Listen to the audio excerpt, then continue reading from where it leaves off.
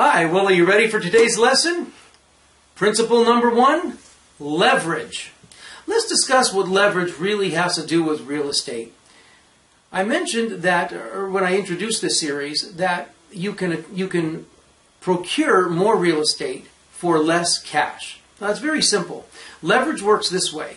Typically, and this is an age-old principle, that you can buy a $100,000 property for only, let's say, 20% down. Let's say it's your own personal home. That means you're going to borrow 80% of that money, or $80,000.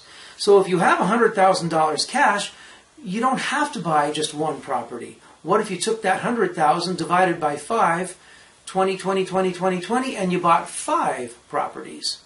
That's leverage. It's just that simple. Now, traditionally, people were making money in decades past with all sorts of creative financing. And, of course, some got overextended, as we know, and lost everything they had. I knew one fellow who had 40 homes, all with $100,000 equity in each one.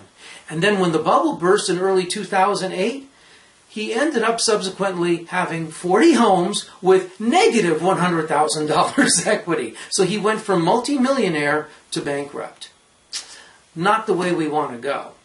Now here we are in a market where we're at roughly a 20-year low. Great timing. A lot of people are still scared to invest in real estate. And what did Warren Buffett say? I buy when everybody else is selling. Right? And that's what you have the opportunity to do here. And you can do it with less money. Now, in this video series, we'll be talking about buying real estate. We'll also be talking about investing in real estate without ever spending a dime. There are techniques that are successfully being done right now. And I have my students from coast to coast doing that using that very same exit strategy. Now, when it comes to financing real estate deals, banks are not the most viable option. Now, for me, I have pretty good credit. So I can go to a bank and I can get a killer interest rate on a property on a purchase. And that's wonderful. But sometimes when I'm dealing with a motivated seller, I need to be able to close quickly. So I can't wait around for a bank. And that's what I'm going to go for: private money. And private money enables you to be able to close quickly. So when I purchase something that I'm going to hold, I may have to go with private money, and then I may have to wait and let it season for about 12 months before I go back and refinance it with the bank and get that killer interest rate. Now, let's discuss private money for a moment here. You've heard of hard money. And when I talk about private money, I don't mean hard money necessarily. Hard money, by definition, doesn't mean it's hard to get. It's actually easy to get.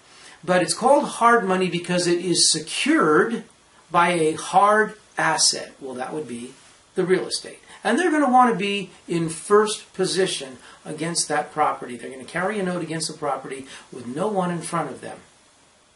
It's very expensive. You can spend up to 10 points just getting in. In other words, 10% of getting into that deal is going to come right off the top. And then you can spend 10, 12, 15% interest. It's hard to take, right?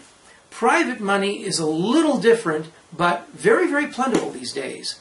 Real estate investors coast to coast have discovered that private money is really the way to go. I can get in, especially if I'm going to fix and flip. I don't mind if I'm paying 12% interest. It really doesn't matter to me because I'm only going to hold on to it for about 120 days. So my actual carrying costs of purchasing and moving that property are really minimized.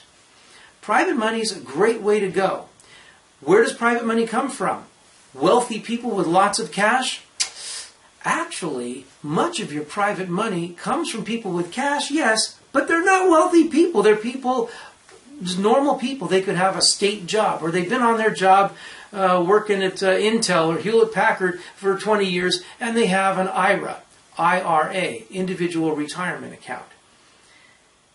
They can use that IRA and turn it into a self-directed IRA through a third-party administrator, and there are a number of them out there, who will help facilitate making those funds available so they're not penalized from the federal government for withdrawing early.